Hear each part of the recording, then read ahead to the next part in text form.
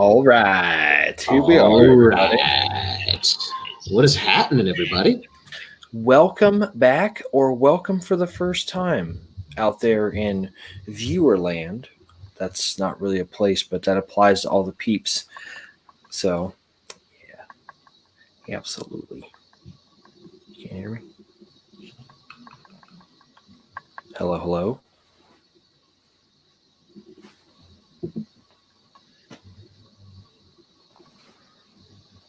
How about now? You got me now? Ah, there you are. Somehow you got muted for a second.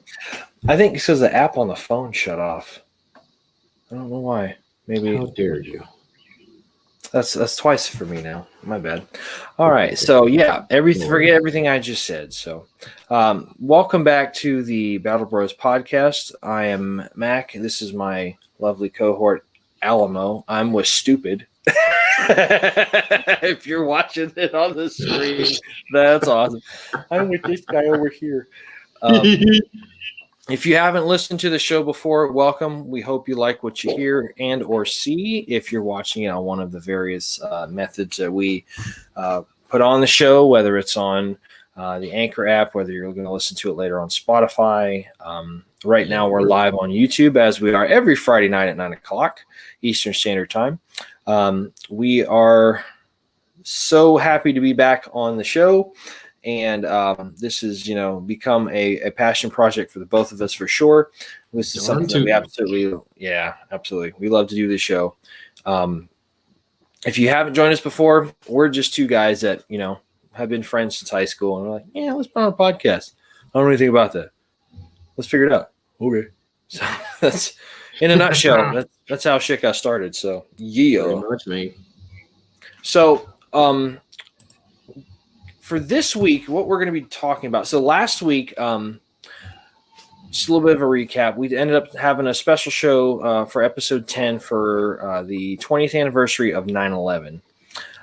We ran into some technical difficulties with our main, what would you call it, our main recording platform? For whatever reason, when we tried to record it on the computer, apparently if you're doing from a single source, if you're recording from a single source, apparently you can only record 30 minutes. Now that changes if you were recording, say for example, on that said source, person to person, whatever, it changes up a little bit. You can actually record a little bit more time. The unfortunate issue is now we're not going to be able to put the episode up on our typical platforms, the other typical audio platforms. However, let me insert the crowd noise. Oh. I'm sorry. Continue, man. My bad. It wasn't funny. I didn't know what the hell was going on. No, like usual. Yeah. But like on you, but the good thing is that we do still have the episode up on YouTube. You guys can go ahead and catch it on that platform. That way you can also see the visuals that we put up, the pictures from the memorials and whatnot that we were talking about and whatnot. And it's a really good episode, guys. I really encourage you guys to go ahead and check it out on the YubTub. That's YouTube for us regular, non-ridiculous talking folk. It's for YouTube, you normies. Normies. Nice. Normies. Yeah, for you normies. So yeah, go ahead and check it out on the YubTub. And give it a like and a share, man. 9/11 was a really big deal for, him and I have talked about it before on previous episodes, that it's a really big deal for us. It's kind of one of those driving forces that made us, that made us join the military, that made us want to serve. You could summarize it by saying it made us the men that we are today. Yeah. Not just the military, but everything that's happened after that, just the sentiment of what happened and all that kind of stuff. Absolutely. It's one of those life-defining moments, man, for sure. Yeah. So today last week. It's because last week we covered 9/11 itself, the day in question, the timeline, things of that nature. Today, we were going to go ahead and cover the time after, 9/12 and sort of beyond, just to kind of expand a little bit more on it. Yeah, this is probably one of those. We figured it was one of those topics that you just couldn't handle in just one show. I mean, yeah, if you talk about 9/11, there's just so much stuff that's pertinent to that conversation. So it's like, let's keep the conversation going, So, like you mentioned, we're going to talk a little bit more about, some of the changes afterwards in the country, us as Americans, mindset, mentality.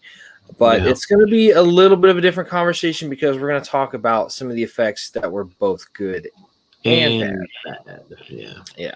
So we're probably going to kick off with the bad stuff first because we want to get that out of the way. Yeah. But we also want to end on a happier note. So yeah, we're going to do that. So let's hit the ground running, shall we? Let's do it. All right. So as we talked about last week, and for those of you that actually missed us, we missed you too. We're glad to see you back. Welcome back. We're not going to be as awesomely sentimental as, Steve from Blue's Clues, how we had that, hey, missed you guys for the past 20 years. Mm-hmm. By the way, there's a rumor going around that did you see the meme about that? Yeah. There's a rumor going around that good old Steve might have been an operator, and that's why he was missing for 20 years.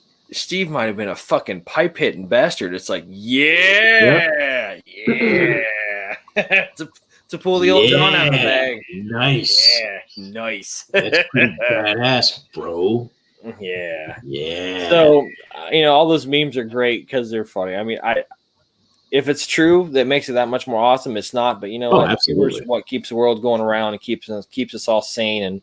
And one keeps us from the precipice of just jumping off and saying, you know what, things are too crazy. F it, off the cliff. So humor is definitely part of the coping mechanisms and the therapies that we use just to kind of keep ourselves on an even keel. So that being said, like we talked about last week, we were talking about 9/11, the day. A lot of recollections, feelings about that kind of stuff. So let's talk a little bit more about after the fact. So starting with September 12th. And as we said last week, and as we've said, and as other people have said, heaven help us if we ever have to go through another 9/11.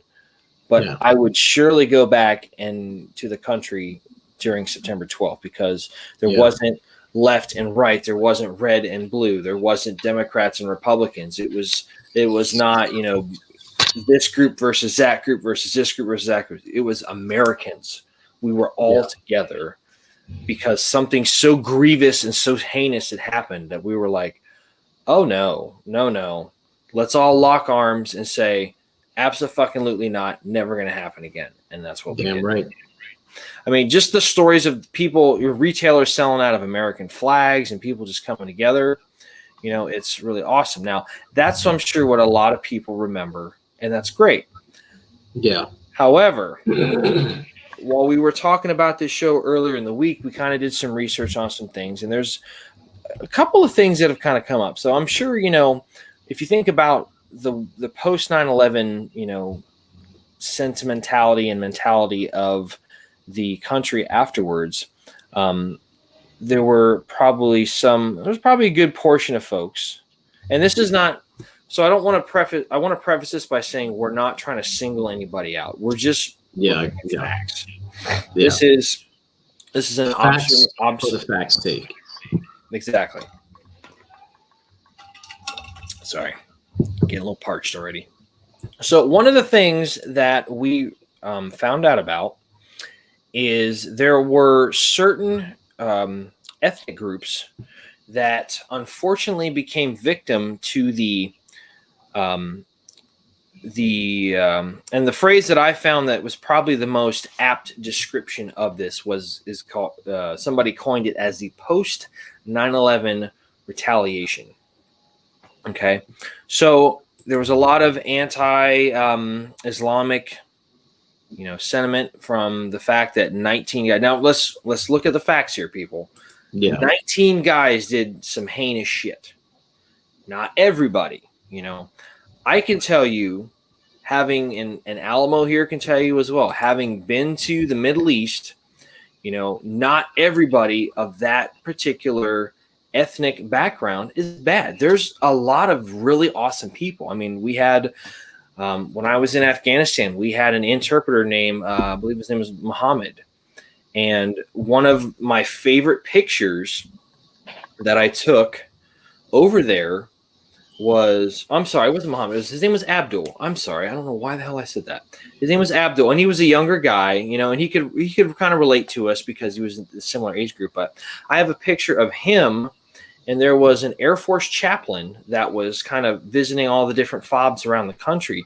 And they were sitting there having just a wonderfully objective conversation about the differences between Catholicism, because this chaplain was a Catholic priest, and this young gentleman, Abdul, was Islamic. So they were just talking and comparing and contrasting Islam versus Catholicism. And there was just no bickering. It was just a conversation between two grown men that was just, I was so, just as a bystander, as an observer, I was just like, wow, this is some stuff I'm going to remember the rest of my life, because it was just a conversation. Nobody was bickering. Nobody was bitching. Nobody was talking over each other. They were just like, well, okay, so in here, in this, we have this, and over here, we have like the 4 pillars of Islam.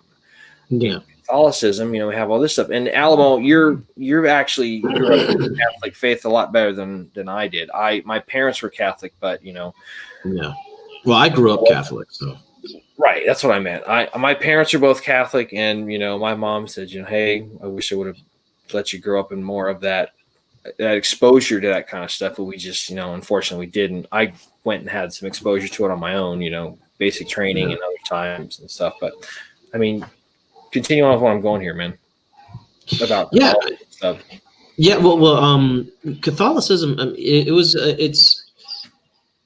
I will admit it is probably it's probably one of the more strict of the Christian faiths. Obviously, really not much has changed. The only difference is, we believe in the Catholic faith, there's more of a belief in the works. Like believe, you have to do good for others in order to really solidify your blessing with God. It's not just about believing in Jesus Christ and that he died for you. It's more about, making sure that not only do you believe that Jesus Christ died for you and, died for your sins, it's about making sure that you do good for others, and you continue to do that good for others in order to, I don't want to say earn your way into heaven, because contemporarily that would give the wrong connotation. Yeah, that would give the wrong connotation. I think a lot of people kind of misinterpret it, from what I've seen, with a lot of Catholics, because a lot of Catholics see it as very important, and a lot of Catholics really drive that home that works is really what does a lot of good. I really do truly honestly believe, at least for the Catholic faith, that it is really about making sure that you're doing what you can for your fellow man, and not just saying, because I believe, because for them it's more, it's the thing of, well, you say you believe in Christ, now show it by doing for others the way Christ did for you. And that, thank you for adding that in there, man. I appreciate that. But yeah, that was that kind of conversation is what was happening in real time. Well, I was sitting on the gate with one of my buddies in my squad, and these two guys were just sitting. We always had an interpreter there in case one of the Afghan soldiers came up, because our base was located inside of a much larger Afghan base. And just the fact of those guys sitting there just having that conversation, I was floored. I was just like, wow, this is how people just gain that understanding and just that compassion for each other. And I'm like, man, there needs to be more of this shit in the world, seriously. But, you know, and it was just an amazing experience. And, you know, I had somebody ask me one time, they're like, you know, what do you think about Muslims? I said, I think it's a great thing. The religion of Islam is not bad at all. It's very steeped in tradition. Obviously, it's been around for a very long time. You know, they're like, well, what about what happened on 9/11? And I'm like, yeah, you know, you can't judge everybody by 19. There were 19 hijackers on 4 airplanes. Yeah. Okay, and there was also the masterminds. That were part of an extremist group, which is, you know, I know we're getting into the weeds a little bit, but, you know, like I said, you can't just judge the book by its cover. There's a small amount of people that, you know, did something very, very evil. I'm not going to condemn an entire religion's worth of people. So, yeah. And unfortunately, that's kind of what happened in America post 9/11. So there's a group of people of religion called Sikhism, and they are the Sikhs. The Sikhs, yeah, and they, you know, the only thing that they have in common is the fact that they usually wear some type of religious themed headgear, and they have a beard, right? So we were doing some research, and unfortunately, there's a lot of well-documented cases of violence and crimes being committed against the Sikh community. There was one, and let me pull up the article that we had saved here. Hold on just a second. I think it's here. There was a gentleman that was in Mesa, Arizona, and he owned a gas station, and he was actually putting out American flags to kind of like around his store and whatnot. So it's right here on on September 15th, 2001, Balbir Singh Sodhi, and I apologize if you know these people, the name of the family and whatnot, these people, I don't mean to mispronounce the name. I'm just trying to read it the best I can. I'm not trying to be disrespectful or anything, but I think it might be it might be Sodhi, whatever. Yeah. I don't know, but I just want to give apologies in advance. So Balbir Singh Sodhi was shot and killed in broad daylight while arranging American flags outside of his Mesa, Arizona gas station. Sodhi, a turbaned Sikh, was shot and killed by Frank Roque, a self-proclaimed patriot looking for what he described as ragheads. Okay. Yeah. Now, he claimed the shooting was in retaliation for the terrorist attacks on 9/11. So, and there's a couple of different sources. This is one that we looked up. It was from Harvard University. There was another source that we looked at. It's from a website called the SikhCoalition.org. Yeah, and it actually has quite a bit of stuff on here. It says in the first month after the 9/11 attacks, they documented over 300 cases of violence and discrimination.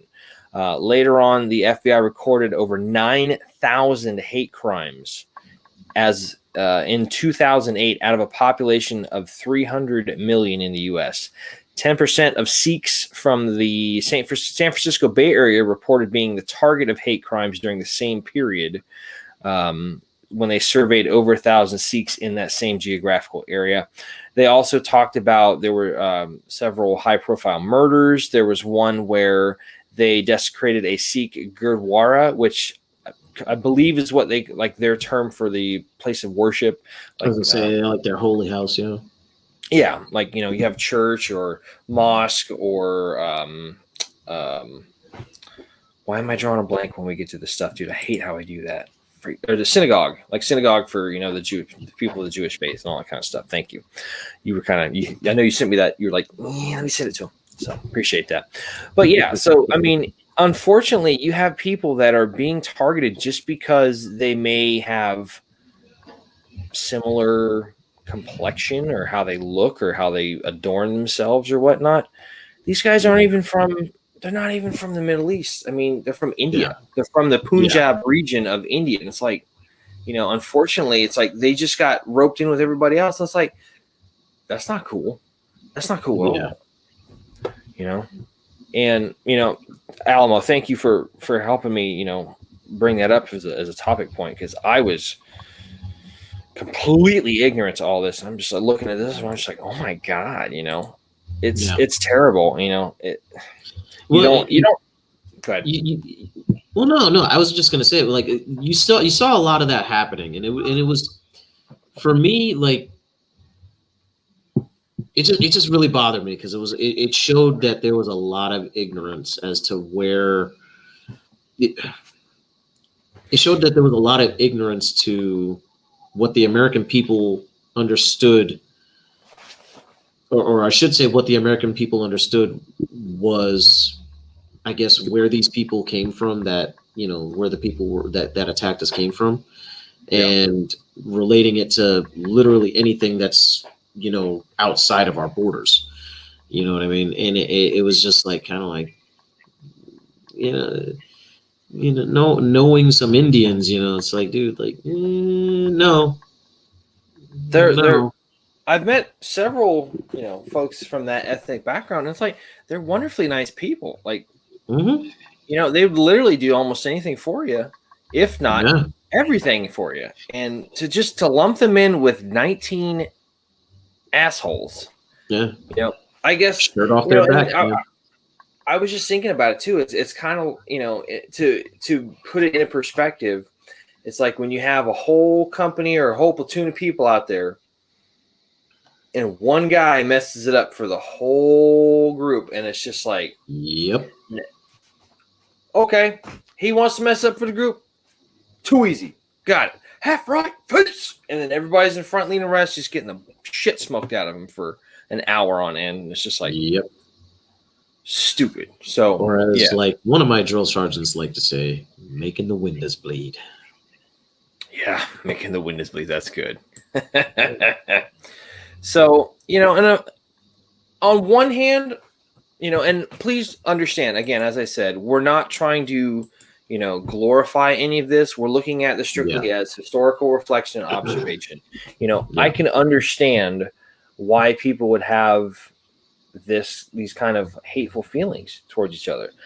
I didn't, but I can understand why. You know, you were pissed. You were just mad because something as, I mean, I've never been in New York City. I'm a Florida boy through and through. I was born up in Virginia, moved down when I was very young.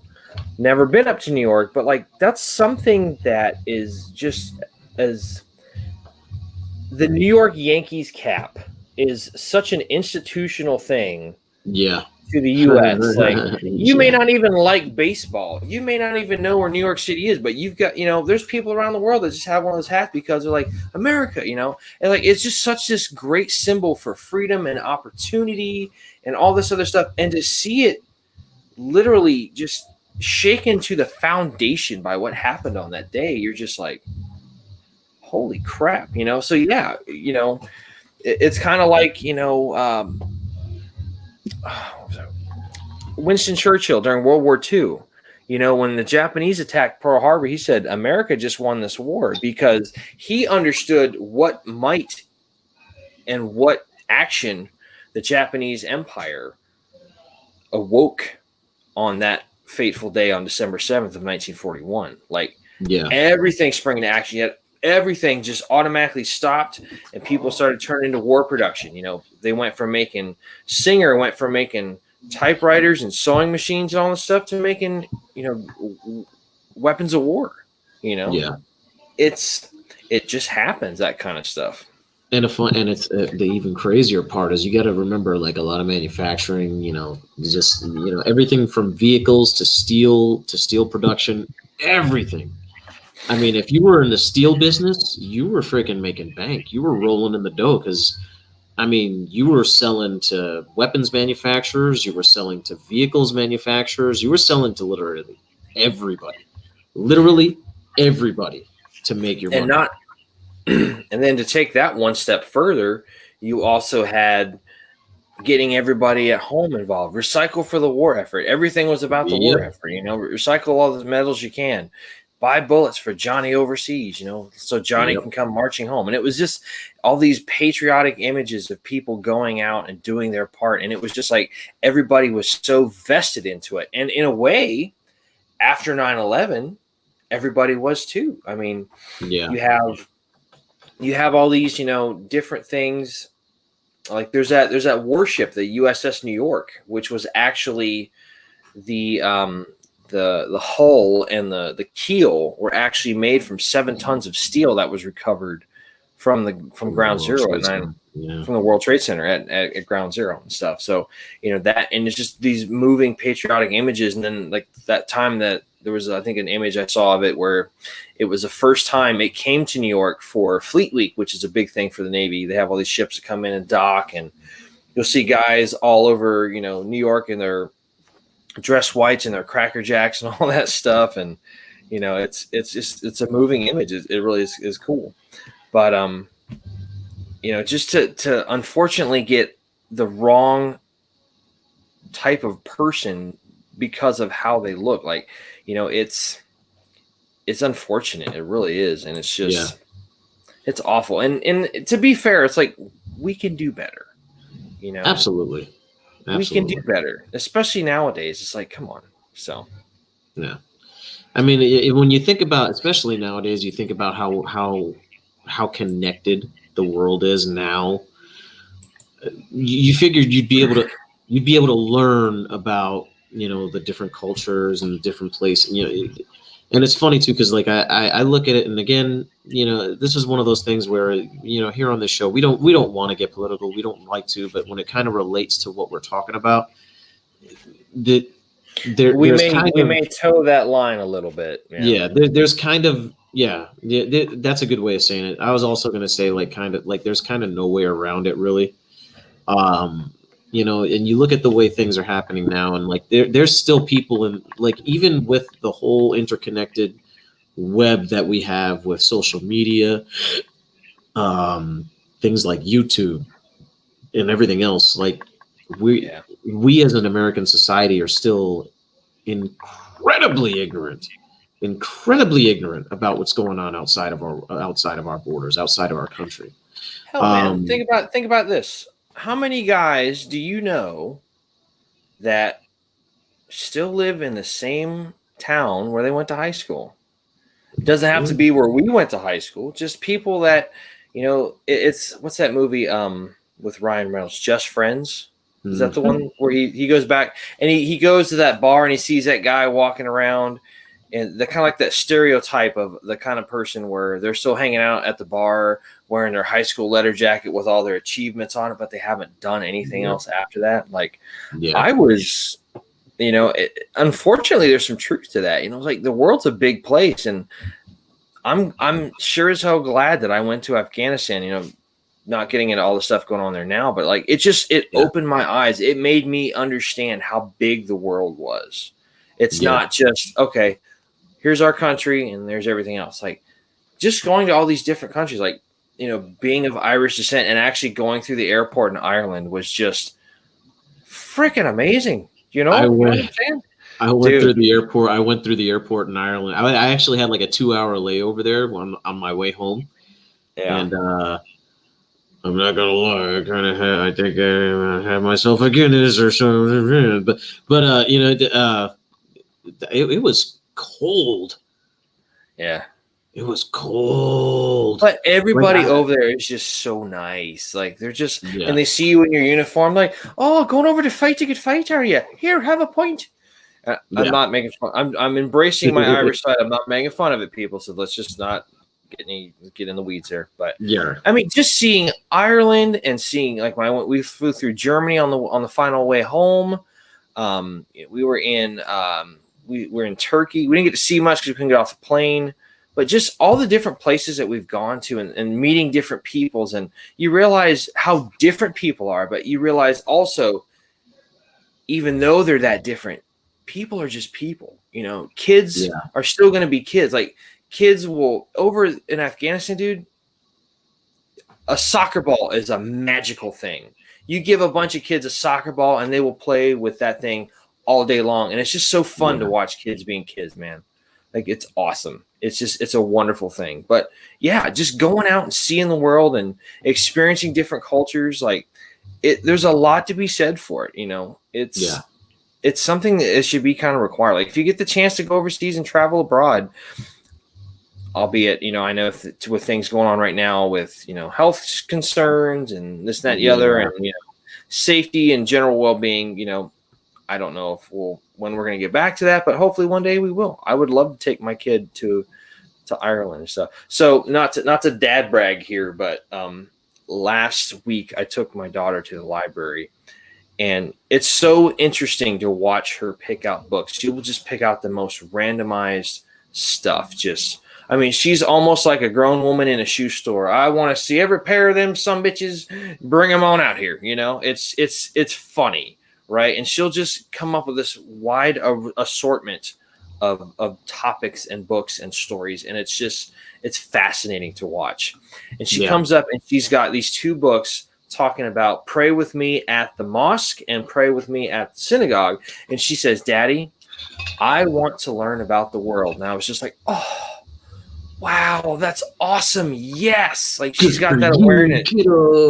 Yeah, she's got that awareness now. And it's just, it made me so proud as a parent, just as a person who raising and like, there's such, not to be cheesy and quote Spider-Man, but with great power comes great responsibility. And like, seriously, like that's amazing. So, but yeah, she wanted to learn about the world, and I was like, absolutely, let's do this. So unfortunately, like we said, that was kind of one of the bad things that kind of gave a little bit of a stain on the post 9/11 world. But there's also plenty of good things. I look at it kind of like it's kind of, Americans did the same thing during World War II, though, like what happened to the Japanese Americans that lived here in the country once? That's a very good point. That's a very good point. They got put in internment camps until essentially the war was over, and then they were like, okay, you're trusted citizens again. It's like if we just took the time and understood and had tolerance, just because you're of that descent and we happen to be fighting those guys, it's like, you're over here. Like, stop lumping everybody together. Okay, that's the one thing. Like, if you can take things on a case by case basis, and that's all I'm going to say on that. But yeah.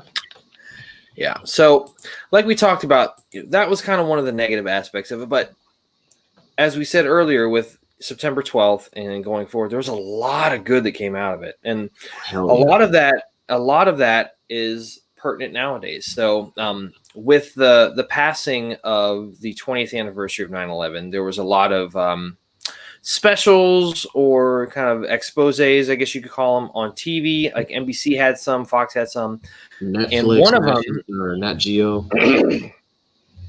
One of them that they showed was and Alamo, I'm going to kind of let you take point on this one, but it was an article or kind of like a special about how a lot of there were a lot of people that died on 9/11. Obviously, and there was quite a good chunk of that was first responders. You had 343 firemen, you had 60 cops, you had paramedics, EMTs, all that kind of stuff. Yeah. And a lot of these people were expecting or had brand new children on the way. Yeah. Like I read a story about one of the 13 service members that was killed in Afghanistan at Kabul International Airfield. His wife, his widow, I should say correctly, just gave birth to their daughter, and she included her late husband's name in her name. I forget exactly what it was, but you can probably find it online and whatnot. But it was just a beautiful story, and it's tragic that they're never going to know their dad. But at the same time, that's how you honor them going forward. And with the specials that they were showing on TV, they were talking about how a lot of the children of these fallen first responders have picked up the careers and gone the same route that their parents had. And Alamo, I'm going to shut up and let you take this over, but because you did a little bit more research on this than me. So essentially, I actually found an article. It's a Channel 4. It's an NBC Channel 4 New York station that actually talked about the children of children of the 9/11 first responders actually became healthcare workers and have actually been, doing a lot of work during the pandemic and whatnot. And it says, I'll just kind of read it off. It says, 2 decades after the September 11th terrorist attacks, a new generation of healthcare workers is taking care of the police officers and firefighters who became sick after rushing in to help. That they're taking care of the first responders that did survive. That I mean, you talk about all types of crap, from emphysema, COPD, asthma, freaking cancer, all types of crap that these guys got. From going and rushing in to save people that day.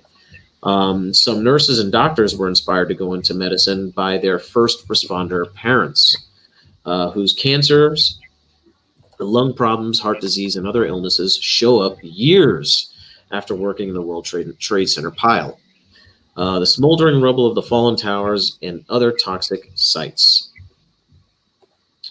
3 adult children of 9/11 responders recently talked with Today about their decision to enter medicine and became helpers themselves, working as or training to be nurses. All are scholarship recipients of the First Responders Children's Foundation. I believe that was something that Jon Stewart started, wasn't it? Jon Stewart's been a very big advocate for maintaining funding for the I'm not exactly certain what it's called, but it's basically funding to kind of keep up the healthcare of all these first responders that went down and worked the pile on Ground Zero. And if you haven't seen it, there is a pretty well-known clip on YouTube where he's down in Washington, or he's up in Washington, and he's talking to all these congressional officials and just saying, like, you could tell the guy's getting heated. He's like, listen, the fact that these guys, you say this is running out of money, it's like, that's kind of BS. And if you get a chance to watch it, just put Jon Stewart, testifies in Congress, and you should be able to find it. But he's talking about the funding for all the 9/11 responders. But it's some pretty powerful shit. It seriously is. Yeah. Where was I? All are scholarship recipients of the First Responders Children Foundation, which I think that's a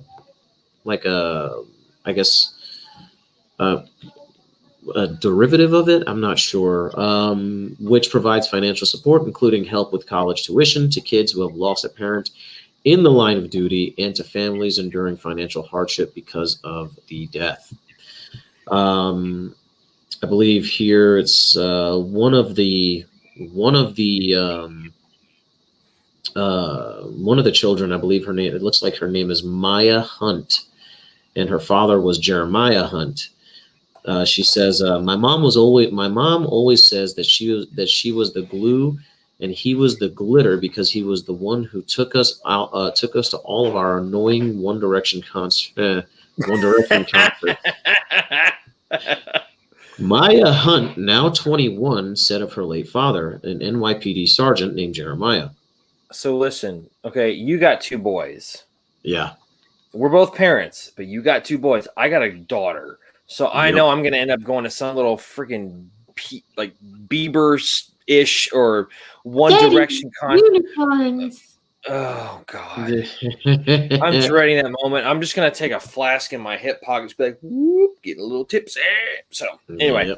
It says Sergeant Hunt spent most of his time at Ground Zero in the months following 9/11, going into the city for days at a time because responders were needed at the pile so badly. Almost 2 decades later, Sergeant Hunt went to the dentist because of pain in his mouth. It turned out to be a tumor. Squamous cell carcinoma, some kind of weird tumor on the tongue. A debilitating cancer that required surgery in 2018, impacting his ability to eat, drink, and speak. Jesus. Yeah. It's the hurts is real coming from this shit. Where was I? Doctors connected the cancer directly to her father's work during the 9/11 recovery efforts. World Trade Center first responders are at increased risk for head and neck cancers, a recent Jesus. study found. Sergeant Hunt, unfortunately, died in 2019 at the age of 50. Maya Hunt, who grew up watching her dad undergo successful treatment for a separate unrelated cancer, only to see him become devastated by the second diagnosis. It's rough, pretty rough. man. Yeah, man, it's pretty rough. I mean, and I would venture to say any of the people that went down there and worked the pile, like, you had to have known with all of those kind of materials just being out and about. I mean, You're gonna be jacked up. asbestos and like you're gonna have some exposure issues down the road. And one of Yeah. the things, on kind of a related note, one of the things that I was researching about that I saw on Facebook, it was so everybody knows how awesome Gary Sinise is, Lieutenant Dan, and he's been a big advocate and participant in USO tours, veterans and 9/11. Oh yeah, yeah, freaking. So there he's a is solid guy. That Gary. Oh yeah, I love that dude. Like, he's awesome. So he, so there's a foundation up in New York. I think it's called, as the abbreviations are FFT. It's like Firemen's Family Transportation, and basically you have a bunch of these retired firemen, and it might even be guys that are still currently on the job. And what they do is they go and they have these vans that have been like outfitted with kind of this livery and the logo of this organization. And they go and they pick up these older guys that need to go to the hospital or to go to a doctor's appointment and all this stuff. And it's just such this wonderful thing. And I think they said like, Gary Sinise has outfitted and donated like 3 of these vans, and like they're not exactly like just a regular cargo van that you can just slap some decals on and all right, there you go. Like, no, like they're probably wheelchair accessible and all that kind of jazz. And it's just like seeing those feel good stories like that, man, it's just insane. Like, that's what we got to do more of, like just helping your fellow man out and all that kind of stuff. Hell yeah, man, absolutely. And and that's kind of a good segue into this other point that we were going to make. You talked about scholarships. So one of the things that we were going to talk about as well, we're going to use the example of a football player by the name of Pat Tillman. For those of you that don't know Pat Tillman, you really should look it up, because this guy is a freaking stud. Pat Tillman was a pretty awesome football player. I think he played at Arizona State for the Sun Devils. And then he ended up playing for the Arizona Cardinals. So it's kind of one of those guys that just kind of stayed in that area for college and became wildly popular. Well, he gave up a $3.6 million contract after 9/11. He played with the Arizona Cardinals for, I believe, only 3 years. It was something like that. Yeah, it wasn't very long. It wasn't very long at all. No. Drafted 98, Cardinals from 98 to 2001. So after the 2001 season, September 11th happened, he gave all that up and said, I need to go serve. I need to do my part. So he went and enlisted and became an Army Ranger. Unfortunately, he was killed in action over in Afghanistan, in the mountains of Afghanistan, and they ended up having finding out that it was due to a friendly fire incident, which is unfortunate. Blue on blue. Yeah, blue on blue is, because blue being friendly forces and all that kind of stuff. Yeah, and it's such it always seems like a bummer. You got all these great guys, like you've got guys like him, Chris Kyle. It's even more unfortunate that blue on blues, believe it or not, happen more often than you think, even with some of the most trained forces. They just don't get all the recognition and the exposure from it. Recognition is probably not the best word to describe that, but they don't get all the exposure from it. A lot of time it's just like, oh, it happened. I mean, I happen to know a guy who was the victim of a blue on blue, and it was not exactly a great circumstance. And because it was blue on blue, he had to fight for all of the VA benefits because they would not consider it a combat wound because it wasn't engaged with an armed enemy of the United States. Yeah. So it took a long time for him to get any kind of traction. And they were finally just like, yeah, okay. I don't know exactly what happened, but, I just knew that it took him a long time to be able to get some help and to get settled from all that kind of stuff and some kind of recuperation. But anyway, one of the things, getting back to Pat Tillman, one of the things that happened is there is an organization that was started called the Pat Tillman Foundation. And what's cool about the Pat Tillman Foundation is they will have a class every year. So like this year, being 2021, they had 2,300 people apply for a Pat Tillman Scholarship. And the mission, so I'm going right off their webpage. It's if you want to check this out, it's pattillmanfoundation.org. That's pattillmanfoundation.org. Our mission is to unite and empower remarkable military service members, veterans, and spouses as the next generation of public and private sector leaders committed to service. And what you can do is you can actually look up some statistical information here. I believe, let me go down to this one part of the page.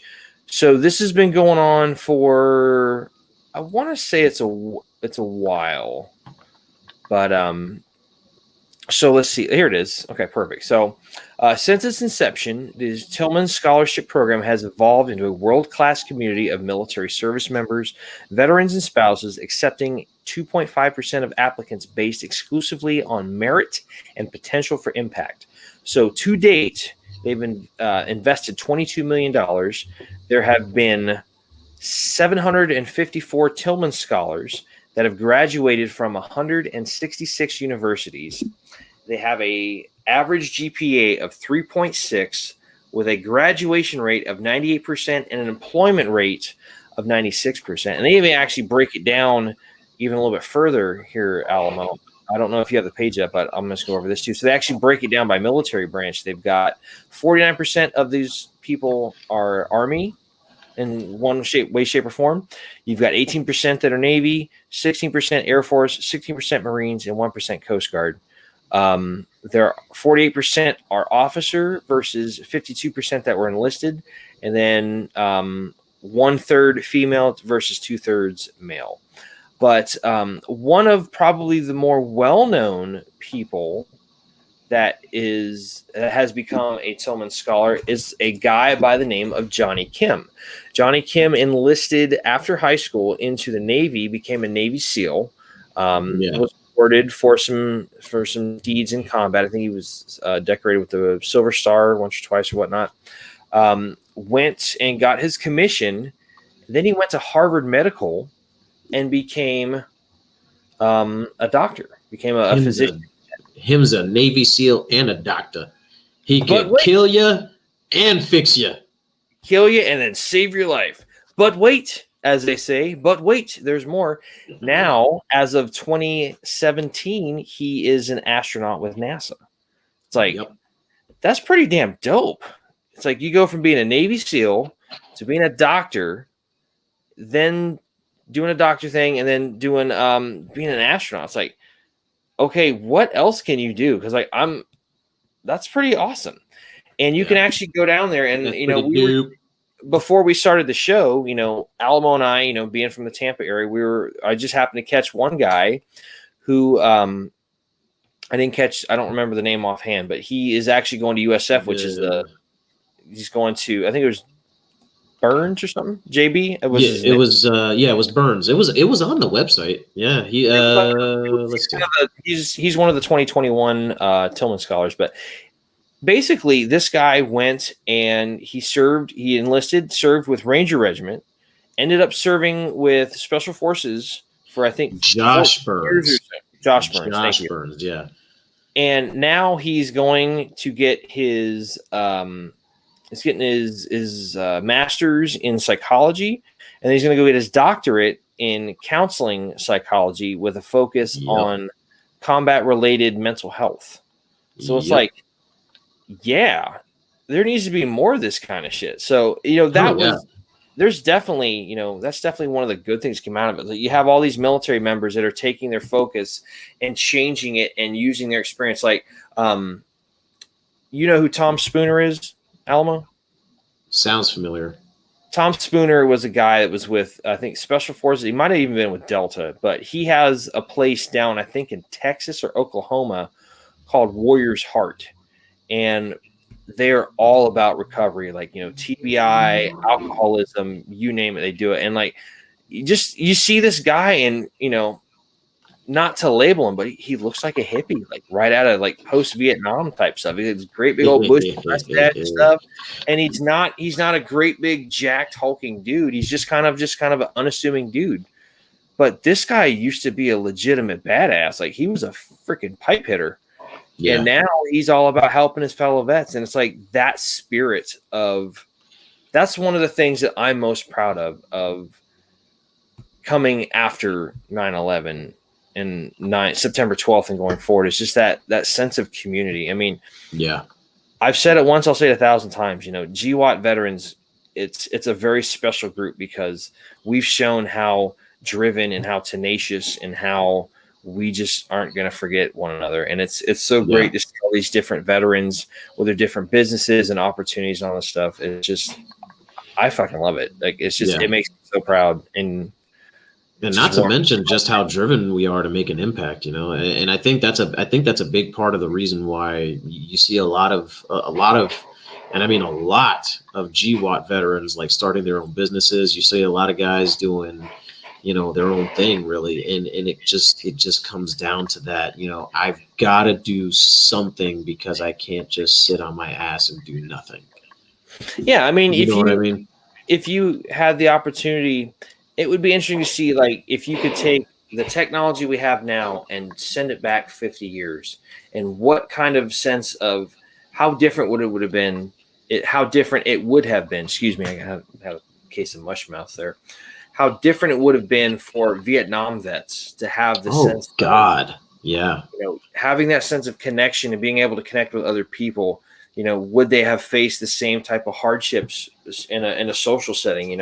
People coming home and spitting on them because they had uniforms, or because they were in their uniform. Excuse me, but that'd be fascinating to kind of look at, because it's the way that they were treated, man. It's like it was shit, And I remember being a younger man,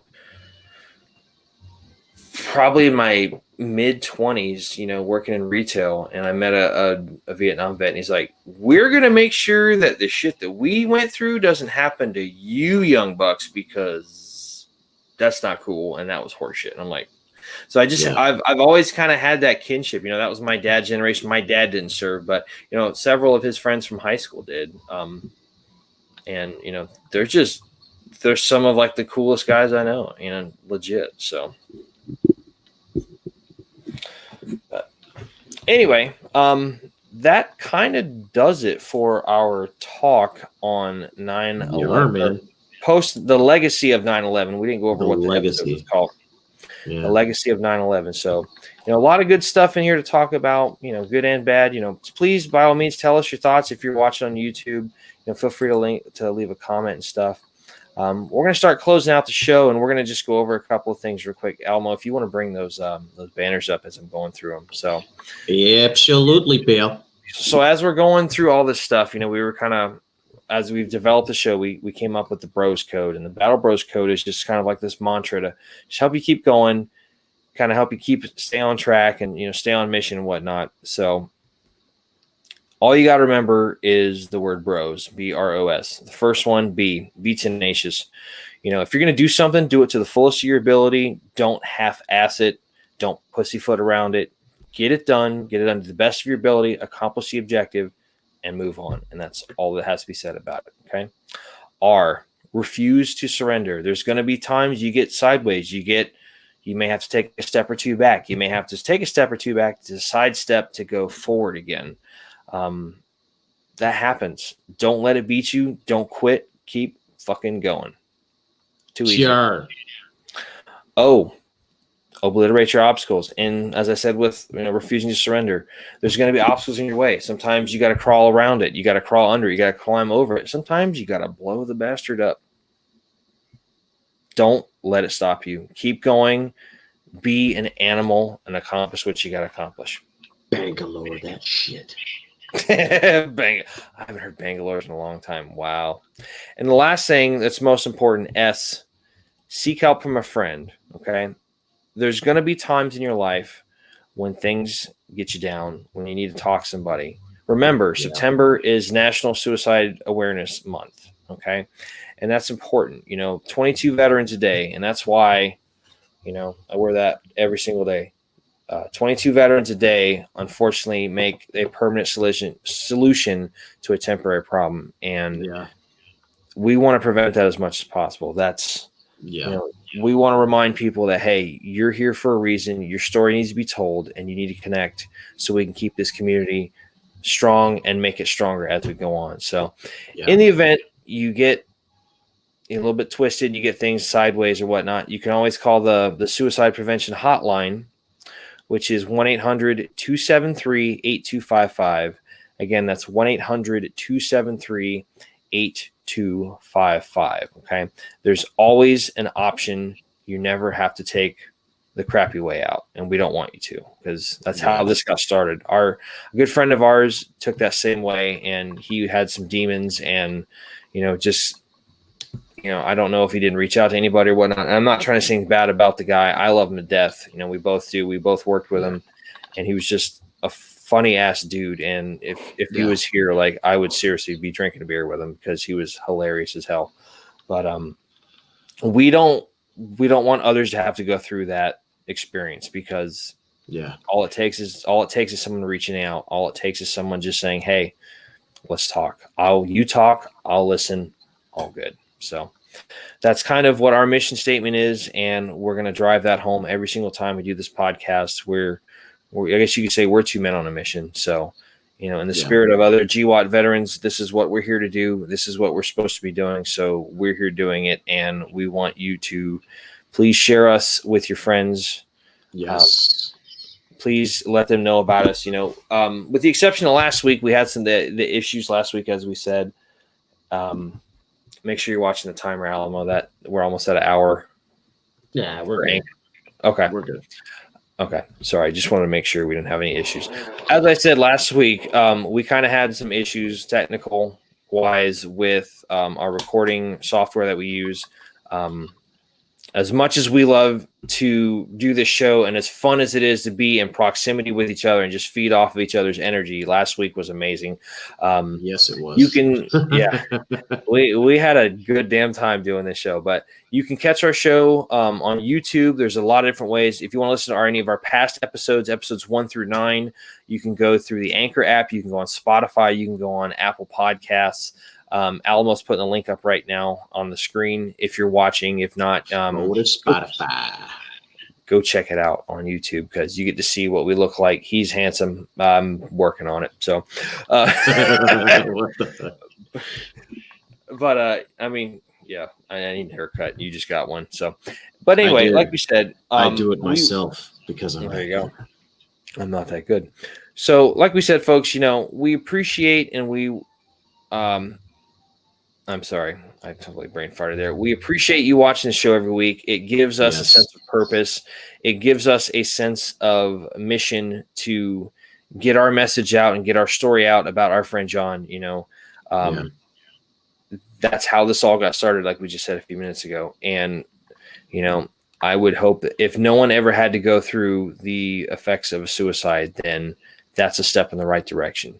22 a day for veterans killing themselves is way too many. One veteran a day is killing themselves is way too many. So we're going to try to take a step in the right direction and help to end that crap, because there's better options out there for sure. So sure enough is. Yeah. So again, thank you for watching our show. Please feel free to reach out to us. We have a Facebook page. We have an Instagram page. We have an Instagram. Yeah. So this guy right over here is responsible for a lot of the social media stuff. I do it a little bit just when I know I can absolutely not fuck it up. Otherwise, this guy is the one doing it. But we want to have that sense I of was community. slacking. I was slacking the last couple of weeks. I'm gonna get back on it though. You just moved. It's okay. We get it. Everything is as what was that character that Eddie Murphy did? Buckwheat. It's gonna be okay. But yeah, we're gonna get better. This is only our 11th show, which is still amazing that we just started this not even 3 months ago, and we're this far into it. It's freaking crazy, bro. We want to encourage that sense of community between the veterans, first responders, and other folks out there. Even if you're a civilian, we don't care. If you think we have a good message, great. We're not just blowing smoke up people's ass. We're trying to accomplish something here, and that's helping to end this tragedy of people committing suicide. The best way you can help take part in that and become vested in that mission is to share the show. Tell your friends about it. If you have somebody that may not be an easy person to talk to, hey man, listen to these guys. They kind of sort of sound like they know what they're talking about, and they kind of sort of know what they're doing. That one guy with the big head, he's kind of horrendous to look at, but the other guy that keeps his goatee looking nice, hey, it's all good. But fuck, I don't care. Another thing. Please, on all the platforms that we're on, like, share, and if you're on the YubTub, not only like and share, but also hit that notification bell so that you can get notifications anytime we have a live episode coming up. Because YouTube is very funny like that, and they're not going to tell you if we got a show coming up if you don't hit that ding. So go ahead and hit that notification bell, and get yourself notified when a show's coming up. I mean, I know it's kind of redundant. We have a show every Friday at 9, but it helps to set yourself up a little reminder. It's the one thing during my week that I can, there's other things in my week, obviously, but it's the one thing that I get super excited about, because I work, I have my family and all that kind of stuff. But like, this is something where an avenue where I can, try to become inspirational to others. I can be creative. And when we talk about different things, and another thing, if you have a certain topic you want to, us to discuss on the show, we're open on the Facebook. Drop it on Facebook. Comments of the video, all that good stuff. I mean, we're open to suggestions just like anybody else. That probably wasn't the best way to word that. It's like that subliminal messaging, like, go buy a soda. You're at the movies. Go buy a soda. Go buy a soda. Go buy a soda. I want to buy a soda. But, if there's something you want us to discuss, let's bring it up so we can talk about it. We're not going to get to everything all at once, but we're always looking for a new topic about related to veteran causes and veterans themselves. We have a couple of great friends of ours that have been helpful so far. Linda over at Instinctive Sale, she helped us out when we were talking about PTSD. We have a friend, Brian, who is going for his master's in psychology. And we have Gino, who is our good buddy, who has his PhD in neuroanthropology. He helped us out on that avenue as well. So we have a great core of people that we can go to and help us with subject matter that we might be in a little bit over our heads until we research it. But, by all means, seems that we might be a little hee-hee. I don't know. Yeah. Oh my God. And then there's that. So, and this is unfortunately, we're not doing this on purpose, but this is kind of why you want to watch a show, because you get all the goofy visual references and the goofy shit that we do with each other. I mean, this guy, I never served with this guy over here, but like, I've known him long enough to know what the hamster in the wheel in his head is doing, and a lot of times he's just going. But it's what makes the show great. We love, like I said, we love doing this. It's something we can do to give back, and that's that sense of service to those that have come before us, those that are coming after us. This is very much, something that I am going to do as long as I can while I'm still able to do it. So on that note, again, for the last time, hopefully before I get redundant, thank you again for watching. Thank you for checking us out. If you came for the first time and you like what you hear, great. Hit that like and subscribe button. Check us out on YouTube. You can go on Spotify, Apple Podcasts, the Anchor app itself.